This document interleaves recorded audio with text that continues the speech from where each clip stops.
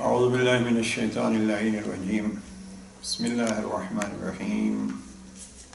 الحمد للہ رب العالمین بارئ الخلائق اجمعین الصلاة والسلام علی سید الانبیاء والمرسلین وعلی آلہ الطیبین الطاہرین المعصومین اما بعد. نہج البلاغہ کے سلسلے میں الحمدللہ یہ دروس کا سلسلہ ایک مدت سے خصوصیت کے ساتھ ہدایت ٹی وی کے ساتھ چل رہا ہے، اور دوسرا سلسلہ ہمارا جو مقامی طور پر پیٹر برو کے لیول پہ، یہ تو الحمدللہ بہت ہی پرانا ہے، ہدایت ٹی وی سے کئی سال پہلے کا، لیکن چند سالوں سے یہ کہ یہ آپ جو تشریف لاتے ہیں اور یہی ریکارڈ ہوتا ہے اور یہی پھر ہدایت ٹی وی پہ جاتا ہے، اور آج کل جو نیا سلسلہ تو پھر یہی یوٹیوب نہج البلاغہ یوٹیوب چینل پہ بھی چلا جاتا ہے. اس حوالے سے میڈیا کے ذریعے سے الحمدللہ کلام امام کی ایک اپنی حد تک کوشش کی جا رہی ہے پھیلانے کی، اور کافی حیف ہے. چند سالوں سے ہدایت ٹی وی کے پروگراموں میں اور پھر یہاں ہمارے ویکلی پروگرام میں بھی کوشش یہ کی ہے کہ ہم موضوعات پہ گفتگو کریں. ابھی کچھ دن پہلے کہ پاکستان وغیرہ میں مختلف جگہوں پہ شارٹ کورسز ہوتے ہیں، تو بعض احباب نے یہ رابطہ کیا کہ شارٹ کورس کے لیے کچھ سیٹنگ ہو اور ایک سلیبس ٹائپ یا شارٹ کورس کا 10-15 دنوں کا ایک سسٹم. اس میں ہم نے کچھ حصے انتخاب کیے، اور میں یہ چاہ رہا ہوں کہ آپ الحمدللہ ایک مدت سے زحمت فرماتے ہیں اور شرکت کر رہے ہیں کہ ہم ایک سلسلہ شروع کریں خطبہ وائز. اصل یہ ہے کہ موضوعات الحمدللہ آخری موضوع جو چل رہا تھا وہ یہ تھا کہ قرآن مجید اور نہج البلاغہ کی تعلیمات مشترکہ. لیکن اگر ہم اس کو سوچ رہا ہوں کہ خطبات کے حوالے سے ہم اس کو اب اگر آج سے آگے بڑھائیں تو یہ ہے کہ ابتدا سے تو نہیں، لیکن چند خطبات کا انتخاب کر کے ہم ان کو آگے لے کے چلیں. اس کا یہ ہوگا کہ نہج البلاغہ کا کلی طور پر ہمارا ایک دفعہ پھر مطالعہ ہو جائے گا. اور آپ احباب بھی، اب چونکہ موضوعاتی چیز ہوتی ہے تو یہ ہوتی ہے کہ اب مثلا ہم نے فلاں خطبے سے ایک جملہ لیا، فلاں خط سے یہ جملہ لیا، اور اس میں اگر ہم مسلسل خطبات کے حوالے سے یہ لیں گے تو اس کا یہ ہوگا کہ ہم ایک حد تک کہہ سکیں گے کہ ہم نے کبھی تو انشاءاللہ اللہ سے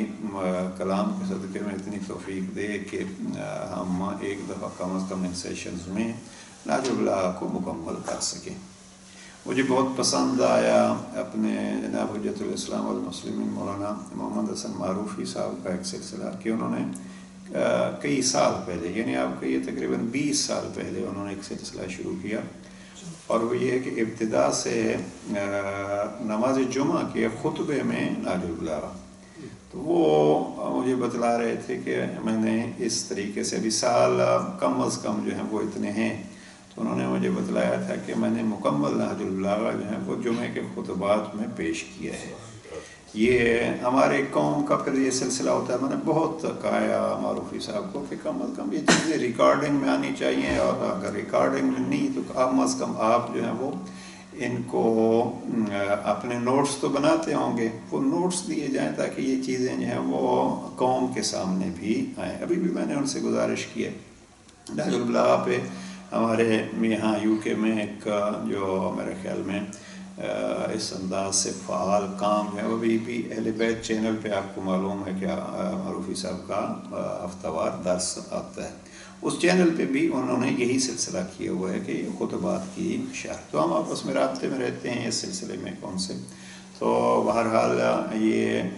کافی کمی محسوس ہوتی ہے کہ ایک آدمی اتنی محنت کرتا ہے، اور 20 سال کی محنت ٹھیک ہے، جو چند بندے جو ہیں وہ نماز جمعہ میں شریک تھے انہوں نے تو کچھ نہ کچھ ضرور حاصل کیا ہوگا، اور اگر کچھ بھی نہ ہو تو کم از کم جو صاحب محبت علی میں یہ کلام علی کو عام کر رہے ہیں، اللہ ان کے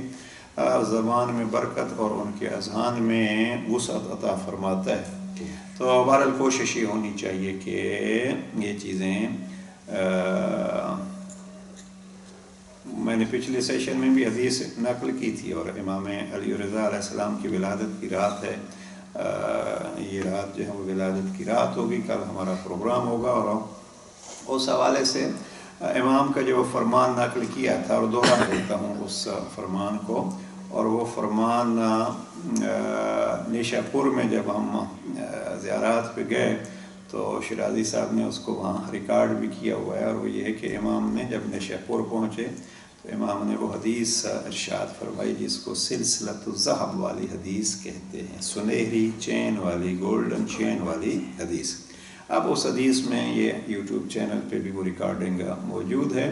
اس کے آخری جو جملے ہیں وہ یہ ہیں کہ وہ یہ ہماری حدیثوں کو سمجھتے ہیں، بلکہ حدیث پوری کر دوں، امام فرماتے ہیں رحم اللہ عمران، اللہ اس بندے پر رحمت نازل فرمائے جو ہمارے مشن کو زندہ کرتا ہے۔ سوال ہوا فرزند رسول آپ کے مشن کو زندہ کیسے کیا جا سکتا ہے؟ تو فرمایا کہ وہ سیکھتا ہے اور پھر سکھاتا ہے۔ اب یہ میں جس کے لیے حدیث نقل کیا وہ یہ ہے کہ سیکھتا ہے اور سکھاتا ہے۔ جیسے سیکھنا ضروری ہے، اسی طریقے پہ اس کو آگے ڈیلیور کرنا، اس کو آگے میسج کو پہنچانا اور سکھانا یہ بھی ضروری ہے۔ So we have a very good numbers of our youth, so inshallah I don't know that how many of them are able to understand Urdu,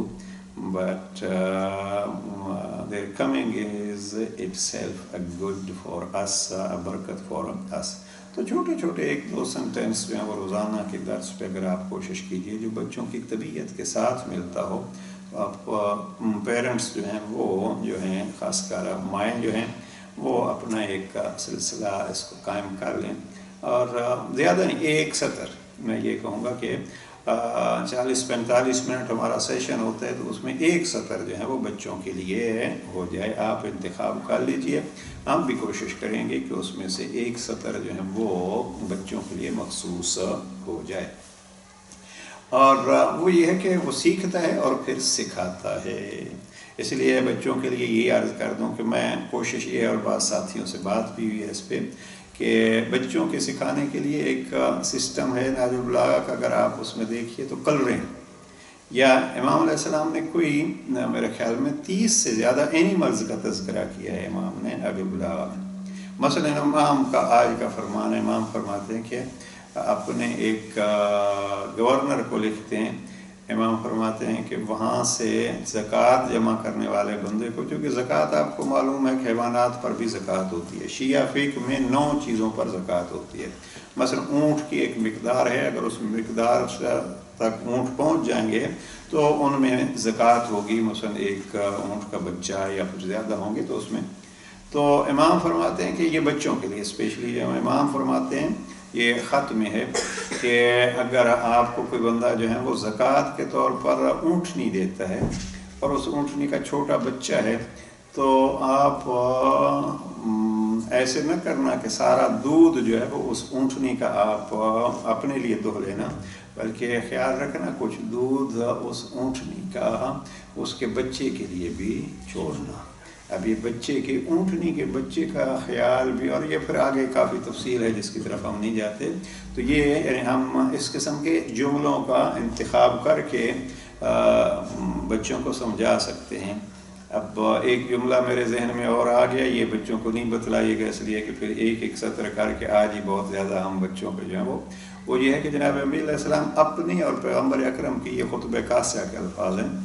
اپنی اور پیغمبر اکرم کی محبت، اتباع اور تعلق کو بیان فرماتے ہیں، تو فرماتے ہیں کہ میں پیغمبر کے پیچھے یوں لگا رہتا تھا جیسے اونٹنی کا بچہ اپنی ماں کے پیچھے لگا رہتا ہے۔ اب یہ چیزیں جو چھوٹے چھوٹے یہ ذریعے بن سکتے ہیں بچوں کو نہج البلاغہ کی طرف لے آنے کا۔ دعا کیجیے، انشاءاللہ کوشش ہے کہ ایک دو چیزیں جو ہیں اس میں، ایک تو یہ بچوں کے لیے نہج البلاغہ، اور ایک ہے کہ جوانوں کے لیے مستقل طور پر ایک سلیبس جو ہے وہ نہج البلاغہ کا ہم نے ہماری محفل کے 2 ساتھی جو ہیں وہ اس وقت قم ہیں، برادر بشیر کریم صاحب اور افضل مہدی صاحب، تو ان کے ذمہ جو ہیں وہ اسی سلیبس کے سلسلے میں کتابیں وہاں انشاءاللہ لیتے آئیں گے اور اس سلسلے کو آگے بڑھاتے ہیں. ایک صلوات پڑھ لیجیے. محمد و آل محمد اللہم صلی علی محمد و آل محمد. تو چونکہ گزشتہ دنوں میں ہمارے جو ابحاث چل رہی تھی وہ یہ تھی کہ حقوق انسانی کا اسلام نے کیا خیال کیا ہے، اور بالخصوص ہم نے آخری سیشنز میں یہ عرض کیا تھا کہ نماز جیسے واجب میں بھی اللہ نے یہ مد نظر رکھا ہے کہ نماز پڑھتے وقت بھی آپ عام انسان کا خیال رکھو، اور سننا اگر کوئی شخص مشکل میں ہے تو آپ اپنی نماز کو توڑ بھی سکتے ہیں، نماز کو لیٹ بھی کر سکتے ہیں، اور وہ چیزیں عرض کی ہیں. تو اسلام میں ایک بہت اہمیت ہے انسانیت کو، اور اسی ضمن میں ایک بہت خوبصورت اور میرے خیال میں ایک قابل ذکر جس کو ہم کہتے ہیں وہ سونے کی تختیوں پہ لکھوا کے اس دنیا میں جہاں ہیومن رائٹس کے چرچے ہیں ان کو بتلانا چاہیے کہ یہ ہے اسلام کا ویو پوائنٹ ہیومن رائٹ کے بارے میں. اور بھلا اس کا کوفی عنان کا جس نے بہت ساری چیزیں کی ہیں، لیکن اس میں اور چیزوں کا اضافے کی ضرورت ہے. وہ ہے خطبہ نمبر 165. تو آج ہماری بحث جو ہے مقدمہ طولانی ہو گیا. خطبہ نمبر 165 ہم اس کو لیتے ہیں، اور بحث جو ہے وہ انشاءاللہ آئندہ اس انداز سے کہ اس خطبے کی ہم پوری تشریح کریں گے. خطبہ 165 مفتی جعفر حسین مرحوم کے ترجمے کے مطابق، اور جو اسلامک تھوٹ کا انگلش کا نہج البلاغہ ہے اس کا بھی ہم نے یہی نمبر رکھا ہے، اور باقی بعض انگلش ٹرانسلیشنز میں جو ہے 167 آپ کو ملے گا. اور 167 یہ وہ خطبہ ہے، سید رضی نے لکھا ہے کہ یہ امیر علیہ السلام نے جب حکومت ظاہری سنبھالی تو اس حکومت ظاہری کو ملنے کے بعد امام نے جو خطبہ ارشاد فرمایا وہ پہلا خطبہ یہی ہے. بعض شارحین نہج البلاغہ لکھتے ہیں کہ یہ پہلا خطبہ امام نے جمعے کے خطبے کے طور پر ارشاد فرمایا تھا. یعنی خطبات جو ہیں وہ دو قسم کے ہیں بہرحال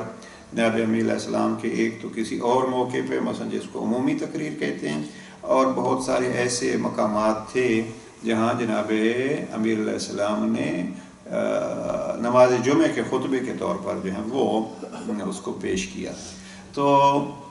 بعض شارحین نے یہ لکھا ہے کہ یہ خطبہ نمبر 165 جو ہے 165، تو جناب امیر علیہ السلام نے یہ ذی الحجہ کے مہینے میں جب امام کو خلافت ظاہری ملی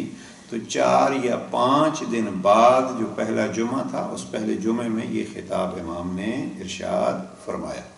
تو اس اعتبار سے بھی یہ خطبہ بڑا مہم ہے کہ یہ خطبہ ظاہر پہلا خطبہ ہے. اب کیا ہونا چاہیے اس خطبے میں، کیا کیا بیان ہونا چاہیے. ہم جیسے جو ہیں وہ افراد اگر سوچتے ہیں تو یہ تو سوچتے ہیں کہ امام اپنے وہ 25 سالہ دور کو یاد کریں گے اور یہ، لیکن امام نے وہی قرآن کو یاد کیا ہے اور آخرت کو یاد کر کے بتلایا کہ یہ کیا سلسلہ ہے. تو یہ خطبہ 165 ہم شروع کریں گے، اور شروع اس بنا پہ ہم کر رہے ہیں کہ اس میں ایک جملہ ہے جس میں جناب امام فرماتے ہیں کہ حرمت المسلم کیا ہے، فضل حرمت المسلم علی الحرم کلہا. اللہ کی ذات نے مسلمان کی عزت و حرمت کو باقی سب حرمتوں پہ، عزتوں پہ ترجیح دی ہے. اب یہ ہے ایک انسان کا اور ایک حقوق انسانی کا جملہ جو امام نے یہاں فرمایا. البتہ اس خطبے کو شروع کرنے سے پہلے ایک اور چیز جو عرض کرنی ہے وہ یہ کہ سید رضی نے جس طریقے سے نہج البلاغہ کو جمع کیا ہے وہ اکثر بیان ہوتا رہتا ہے. سید رضی کی کتاب یہ میں لایا ہوں آج، شاید آپ احباب میں سے بعض کو یہ دکھائی ہو. یہ ہے کتاب جس کتاب کو بنیاد بنایا تھا سید رضی نے، یہ خصائص الائمہ. یہ خصائص الائمہ ہے جس کا چند جگہ پہ نہج البلاغہ میں سید رضی نے، یہ میرے پاس یہ فارسی ترجمہ ہے، اثر جو ہے وہ یہ اس کا یہ ہے عربی مختصر سے کتاب چس ہے. جیسے تفصیل کے بھی عرض کر چکا ہوں کہ سید رضی فرماتے ہیں کہ میرے جوانی کا زمانہ تھا اور میں نے یہ کتاب لکھی ہے. تو کتاب لکھنے کے بعد آخری کتاب میں کلمات کچھ امام کے لکھے، اور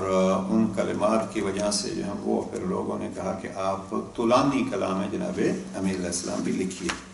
یہاں جو سید رضی کے اس ترجمے میں کل اقوال یہاں موجود ہیں وہ ہیں 155۔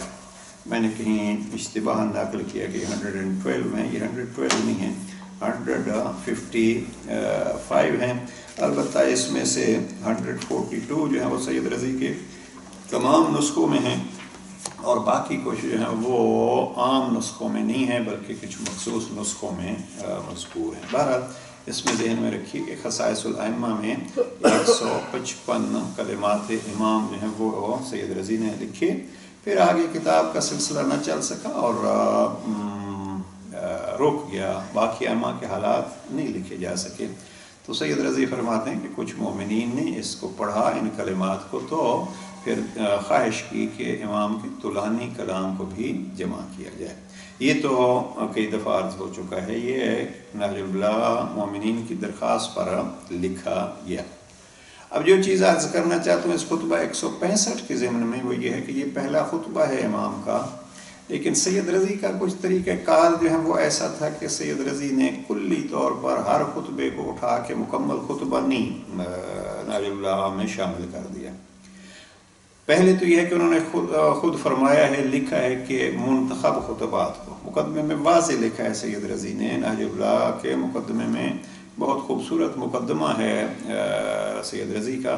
اس میں واضح انہوں نے فرمایا کہ ہم نے کلام امام سے کچھ انتخاب کیا۔ اب دوسری چیز جو ہے وہ بعض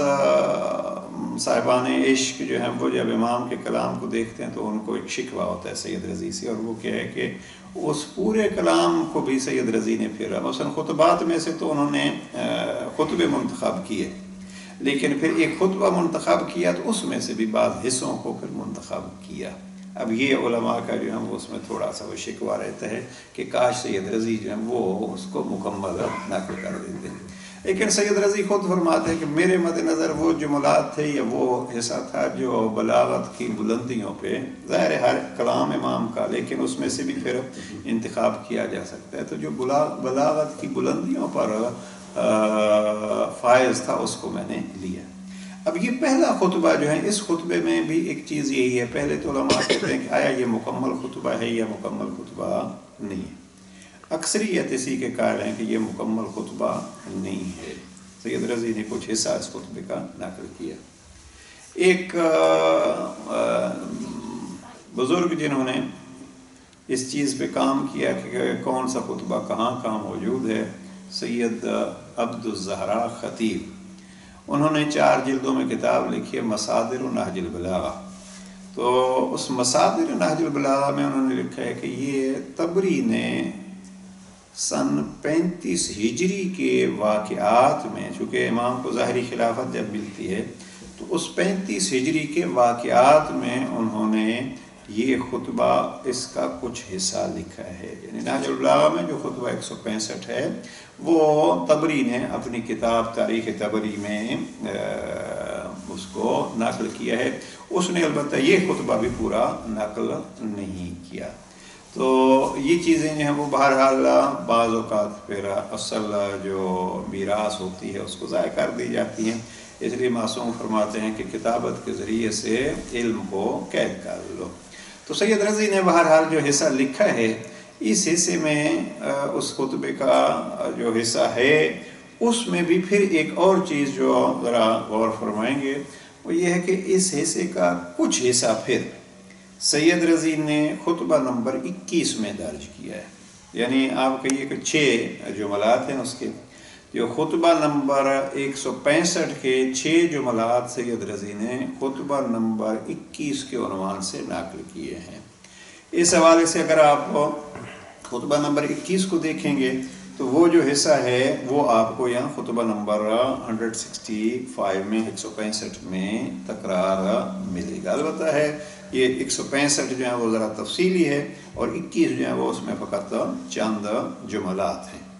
یہ 21 تک جو ہے وہ ایک ہی ہوگا سب نسخوں میں، اس لیے کہ یہ فرق شروع ہوتا ہے، خطبات کا فرق شروع ہوتا ہے 58 سے، اور پھر یہ فرق 2 خطبوں کا ہوا۔ وہ میرے خیال میں کافی ٹائم عرض کر چکا ہوں کہ یہ 2 خطبوں کا فرق کیوں ہوتا ہے۔ اس حوالے سے ہوتا ہے کہ یہ سید رضی بعض اوقات فرماتے ہیں منہا، اور اب منہا یعنی اس خطبے سے ہے یا امام کے خطبات میں سے ہے، کیا مقصد ہے؟ بعض نے کہا کہ اسی خطبے کا حصہ ہے تو انہوں نے اس کو ایک حصہ شمار کیا۔ فرض کیجیے آپ 58 میں جائیں گے تو 2 دفعہ سید رضی کہتے ہیں منہا و منہا، اور اس میں سے ہے اور اس میں سے ہے۔ اب اس میں سے ہے سے کیا مراد؟ اسی پچھلے خطبے سے ہے یا جناب امیر علیہ السلام کے خطبات میں سے ہے؟ اب یہاں 158 کو بعض نے جو ہے وہ کہا ہے کہ یہ ایک ہی خطبہ ہے، اس کے 3 حصے ہیں، بعض نے کہا نہیں یہ 3 خطبے ہیں۔ اب جنہوں نے 3 خطبے بنائے ہیں وہاں سے پھر یہ فرق پڑ گیا، ایک تو سب نے گنا ہے، 2 اضافی جو گنے ہیں وہاں سے 2 خطبوں کا فرق پڑ گیا۔ اب یہ خطبہ کا فرق جو ہے وہ آپ کو اکثر ملے گا 58 کے بعد، یہ پھر فرق چلتا رہتا ہے کہاں تک؟ ابھی تھوڑا جو آپ سے بھی اگر کوئی پوچھے کہ یہ فرق کیوں ہے نمبروں کا تو یہ اندازہ ہونا چاہیے آپ کو، اس لیے کہ کہیں گے آپ اتنے ٹائم سے جو کہ اس میں دروس میں تو ہمیں آپ دروس دیجیے، تو یہ توجہ ہونی چاہیے۔ یہ خطبہ 2 خطبوں کا فرق چلتا ہے خطبہ نمبر 215 تک۔ اب جب 215 پہ پہنچتے ہیں تو پھر بعض نے جو ہے اس ایک خطبے کو 2 حصوں میں تقسیم کر دیا چونکہ وہاں پھر منہا ہے، اور بعض نے اس کو اسی ایک خطبے کے 2 حصے کے طور پر نقل کیا، تو وہاں جو ہے وہ 215 میں ایک خطبے کا اضافہ ہوا، تو وہاں سے پھر 215 سے 238 تک جو ہے وہ 3 خطبوں کا فرق پڑ گیا، اور وہ فرق جو ہے وہ پھر خطبوں کی کاؤنٹنگ میں مفتی جعفر حسین مرحوم یا ایسے بزرگان نے ان خطبوں کو لکھا ہے تعداد جو ہے وہ 238، اور جنہوں نے 3 خطبے اضافی کیے ہیں، مثلا آپ اردو ترجموں میں مولانا سید ذیشان درجوادی کا ترجمہ دیکھیں تو انہوں نے اس کو کیا ہے 241، تو وہ 3 خطبوں کا فرق جو ہے وہ یوں ہوتا ہے۔ ایک صلوات پڑھ لیجیے، محمد و آل محمد،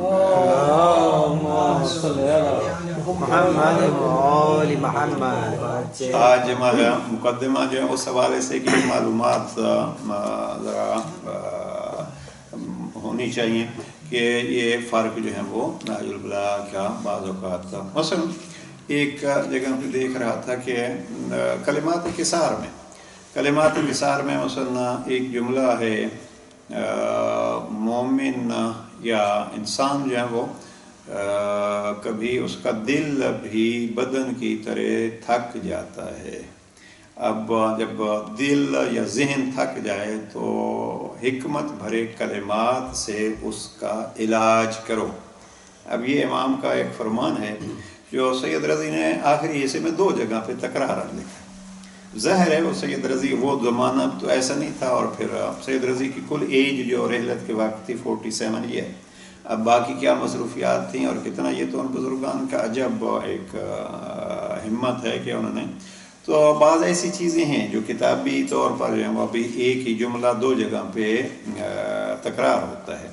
تو سید رضی نے یہ اس کو لکھا ہے۔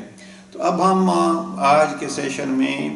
مقدمہ زیادہ ہو گیا، تو چونکہ ہم شروع کر رہے ہیں خطبہ نمبر 165 سے،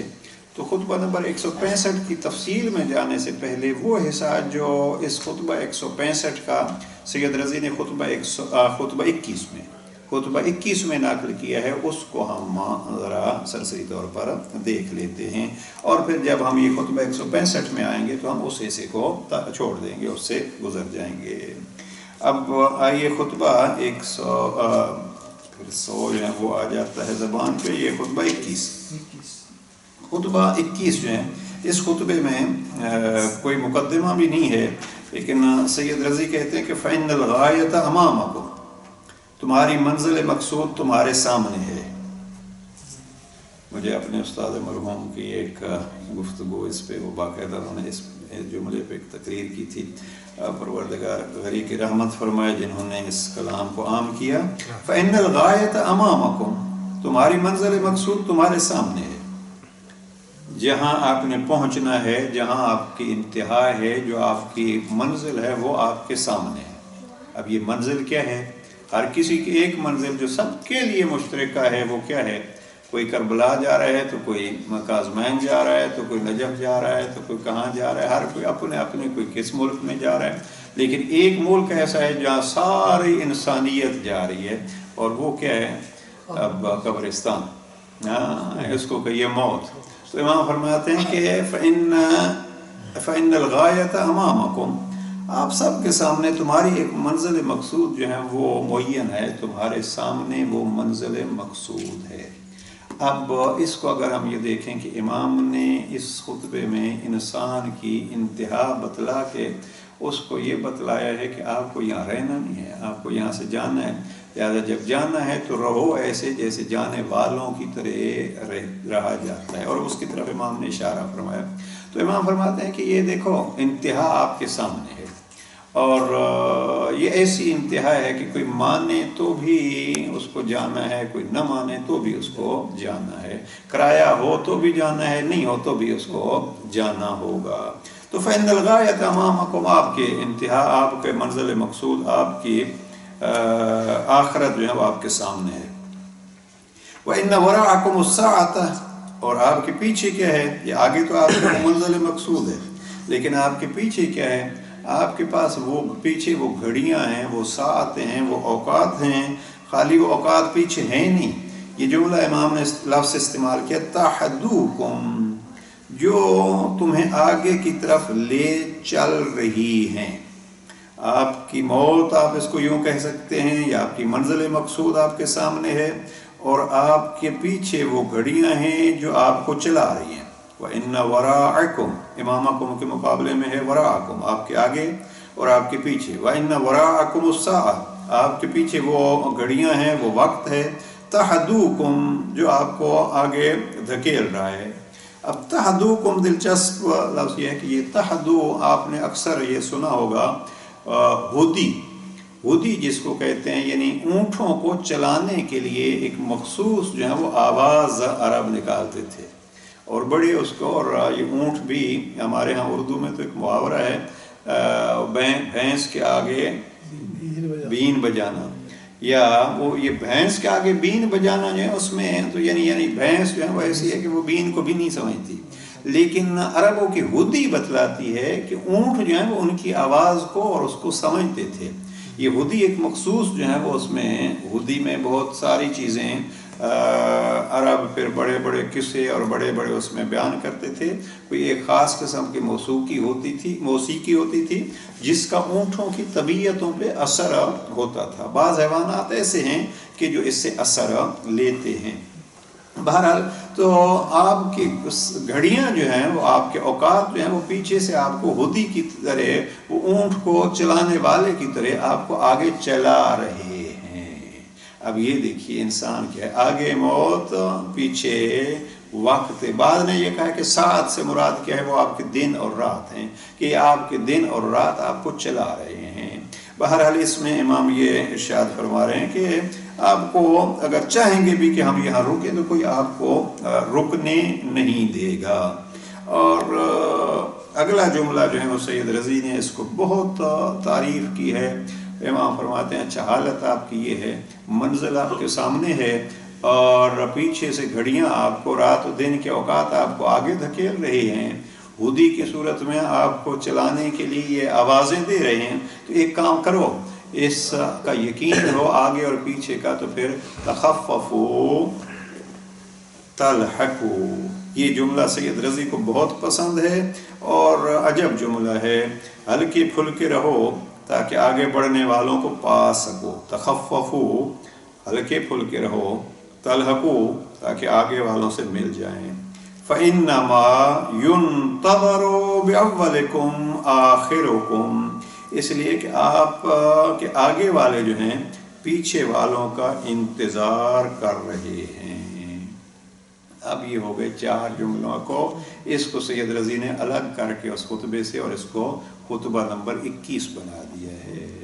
یہ ذہن میں رہے تو جب ہم خطبہ 165 مکمل کریں گے تو اس کا مقصد یہ ہے کہ ہم نے 2 خطبے مکمل کر لیے، خطبہ 21 اور خطبہ 65۔ اب اس خطبے کے جو ہیں وہ 4 جملے ہو گئے، آپ کے آگے ایک منزل ہے، آپ کے پیچھے وقت آپ کو دھکیل رہا ہے. تخففوا تلحقوا، آپ اپنا زندگی کا سفر جو ہے وہ مختصر رکھو تاکہ آگے والوں کو مل لو، اس لیے کہ آگے والے آپ کے منتظر ہیں کہ پیچھے والے کب آئیں گے. جب میں یہ جملہ پڑھ رہا تھا تو مجھے وہ سلام جناب امیر علیہ السلام کا یاد آیا جو قبر والوں کو سلام کیا تھا جناب امیر علیہ السلام نے. اور وہ سلام جو ہے وہ کلمات کثار میں نمبر 130 ہے. نمبر 130 جو ہے وہ قبر والوں کو سلام جناب امیر علیہ السلام کا بہت مشہور سلام ہے. اس سلام میں کئی دفعہ میں مجالس میں بھی عرض کیا ہے اور اس درس میں بھی. اس لیے جناب امیر علیہ السلام سفین سے واپس پلٹ رہے ہیں اور ایک کوفہ کے باہر جو ہے وہ قبرستان پر نظر پڑی تو یہ ان کو سلام کیا. یا اہل الدیار الموحشہ والمحال المغفرہ والقبور المظلمہ یا اہل التربت یا اہل الغربت یا اہل الوحدت یا اہل الوحشت. میں جس جملے کے لیے آپ کو یہاں لے آیا ہوں وہ یہ ہے کہ آپ امام فرماتے ہیں کہ جلدی کرو، اس لیے کہ آپ جو ہیں وہ آگے والے پیچھے والوں کے منتظر ہیں. یہاں اس سلام میں امام فرماتے ہیں قبر والوں کو، امام فرماتے ہیں انتم لنا فرط سابق ونحن لکم تبع لاحق. تم تیز رو ہو جو ہم سے آگے بڑھ گئے ہو اور ہم تمہارے نقش قدم پر چل کر تم سے ملنا ہی چاہتے ہیں. انتم لنا فرط سابق ونحن بکم تبع لاحق. آپ نے ذرا جلدی کی، آپ پہلے آ گئے، ہم بھی آپ کے پیچھے پیچھے آ رہے ہیں. تو یہی امیر علیہ السلام خطبہ 165 ہو یا خطبہ 21 ہو، اس میں یہی لفظ بدل کے امام فرماتے ہیں فَإِنَّمَا يُنْتَظَرُ بِأَوَّلِكُمْ آخِرُكُمْ، تمہارے اگلوں کو پچھلوں کا انتظار ہے. یعنی قیامت تک ان کو تو انتظار کرنا ہے، جب سارے اکٹھے ہوں گے تو پھر ہی آگے کا سفر قیامت کا سفر ہوگا. تو یہ خطبہ 21 میں 4 جملات ہم نے یہاں پڑھ لی ہیں. اب جب خطبہ 165 میں آئیں گے تو ان جملات کو وہاں ترک کر دیں گے. یہاں خطبہ 21 میں سید رضی نے ارشاد فرمایا ہے کہ کتنے عظیم ہیں یہ. اس خطبے کے جملات پہ سید رضی نے عظمت کا اظہار کیا ہے، وہ بھی پڑھتے ہیں اور گفتگو تمام. اقول ہو، سید رضی فرماتے ہیں کہ میں کہتا ہوں ان هذا الكلام لو وضع بعد كلام الله سبحانه وبعد كلام رسول الله صلى الله عليه وآله وسلم بكل كلام لمال به راجحا وبرد عليه سابقا. کلام خدا اور کلام رسول کے بعد جس کلام سے بھی ان کلمات کا وزن کیا جائے، موازنہ کیا جائے، تو حسن و خوبی میں ان کلمات کا پلہ بھاری رہے گا اور ہر حیثیت سے بڑھے چڑھے رہیں گے. یہ 4 جملات جو ہیں ان کی طرف یعنی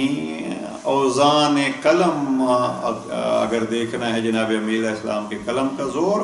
اور امام کے کلام کا وزن، تو کلام خدا اور رسول سے ہٹ کے سارے کلام اس کے ساتھ وزن کر لو تو کوئی بھی اس کے ہم پلہ نہیں ہے.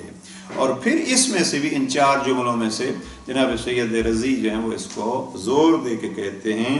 کہ آپ کا یہ ارشاد کہ تخففوا تلحقوا، اس سے بڑھ کر تو کوئی کلمہ کوئی جملہ سننے ہی میں نہیں آیا. جب سید رضی جو ہیں وہ اس میں اتنے بڑے خود ادیب ہیں، یعنی سید رضی کے دیوان ہیں، 7-8 کتابیں ہیں سید رضی کی. تفسیر کے بارے میں جو سید رضی کی کتاب ہے وفیات الاعیان ابن خلقان، جس نے نہج اللہ کے بارے میں سب سے پہلے جو ہے وہ گڑبڑ کی ہے اور وہ اس نے لفظ یہ استعمال کیے ہیں کہ کہا گیا ہے کہ سید رضی کا کلام نہیں ہے بلکہ یہ سید مرتضیٰ کا کلام ہے. اب کیلا یعنی جس کہنے والے کا کوئی پتہ نہیں ہے کہ کون ہے. اب اس کا کام کیا ہے کہ بزرگوں کے حالات زندگی، سید رضی کی بھی حالات اس نے لکھے ہیں وفیات الاعیان میں ابن خلقان نے، اور سید مرتضیٰ کے بھی. جب سید مرتضیٰ کے حالات لکھتا ہے وفیات الاعیان میں تو وہ کہتے ہیں سید مرتضیٰ کے حالات زندگی میں کیلا کہ کہا گیا ہے کہ یہ کلام جو ہے وہ سید رضی کا ہے. بعض کہتے ہیں کہ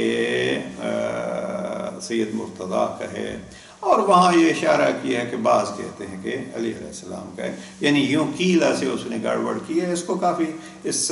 مفتی جعفر حسین مرحوم کے ترجمے کے مقدمے میں علامہ علی نقی صاحب نے اس کی تفصیل اور اس کا جواب بھی دیا ہے کہ اس قیلہ سے کون سی تحقیق ظاہر ہوتی ہے، اور پھر اعتراضات نہج البلاغہ میں وہ بھی تقریباً 250 سال بعد، ابن خلقان سے پہلے کوئی اعتراض نہج البلاغہ پہ موجود نہیں ہے، اور اس نے آ کے یہ قیلہ سے جو ہے وہ اعتراض شروع کیا ہے، تو یہ کوئی تحقیقی دنیا میں اس کی کوئی حیثیت نہیں ہے۔ اس لیے میں اکثر عزیزان سے کہتا رہتا ہوں کہ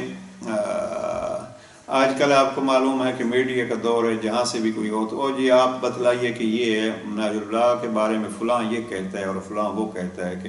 میں اکثر عزیزوں کو یہ کہتا ہوں، میں نے کبھی جو کہتا ہے اس کو کہنے دو، آپ اگلے جملے پہ جاؤ۔ ہاں، ایک جملہ نہیں آپ مانتے ہو نہج البلاغہ کا نہیں ہے، علی علیہ السلام کا نہیں ہے، اس کو اچھا ٹھیک ہے، نہیں آگے چلو۔ اب کسی ایک جملے پہ آ کے مت روکو کہ یہ اس میں یہ جناب امیر علیہ السلام کا نہیں ہے، یا اس کا مقصد یہ ہے، اس کا مقصد چھوڑیے، آپ جو ہے وہ جو مقصد آپ کو سمجھ آئے اس کو آپ لے لیجئے، اس ایک ہی جملے کو لے لیجئے۔ سید رضی فرماتے ہیں تخففوا تلحقوا، سید رضی فرماتے ہیں بعد از کلام خدا و رسول اگر سارے کلام کے ساتھ اس کا وزن کیا جائے تو کہیں کوئی کلام اس کے ہم وزن نہیں ہو سکتا۔ اور فماسو میں کلام اقل منہ مسموعا، کیوں کلام کی اہمیت کس لیے سید رضی نے بیان کی؟ فرماتے ہیں اس لیے کہ اس سے ایسا کلام جس کے الفاظ اتنے کم ہوں، فما سمع کلام اقل منہ مسموعا، کسی سننے والے نے کوئی ایسا کلام نہیں سنا جو لفظوں کے اعتبار سے تو اتنا کم ہو۔ تخففوا تلحقوا، دو لفظ، اور ولا اکثر و معصولا، اور اس کے معنی اتنے زیادہ ہوں۔ کبھی کسی کان نے نہیں سنا ہوگا کہ کوئی ایسا کلام ہو جس کے لفظ اتنے کم اور معنی اس کے زیادہ ہوں۔ تخففوا تلحقوا، اب یہ پھر وضاحت چاہتا ہے، اور بہرحال اس میں سید رضی نے اس کو بہت اہمیت دی اور اس کا تکرار کیا کہ لفظ کم، اور کلام میں کمال یہی ہوتا ہے کہ لفظ کم اور اس کے معنی زیادہ ہوں۔ جناب پیغمبر اکرم کے بارے میں یہی ہے کہ جوامع الکلم تھے، یعنی پیغمبر کے ایک ایک جملے میں پتہ نہیں کتنے کتنے مفاہیم جو ہیں وہ پوشیدہ ہوتے تھے۔ تو بہرحال یہ سید رضی اتنا جس کی تعریف کریں وہ سید رضی ہی جانتے ہیں۔ سید رضی کے بارے میں جو عرض کر رہا تھا کہ ابن خلقان نے ہی لکھا ہے بعض حوالوں سے، اور بعض اہل سنت علماء مفسرین نے سید رضی کی شرح کے تفسیر کے بارے میں یہ لکھا ہے کہ اس جیسی تفسیر اب تک سامنے نہیں آئی سید رضی کی،